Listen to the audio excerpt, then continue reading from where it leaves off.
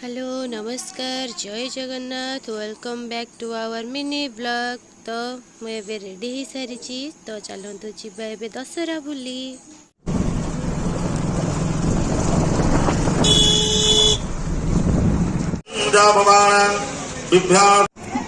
इठी देखो बहुत सुंदर भाव सजा हो सुंदर।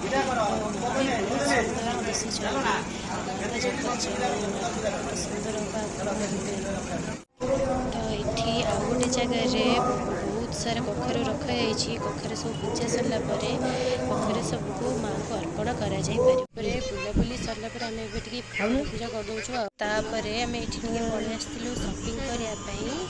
तो सपिंग सरीगला तो बाहर।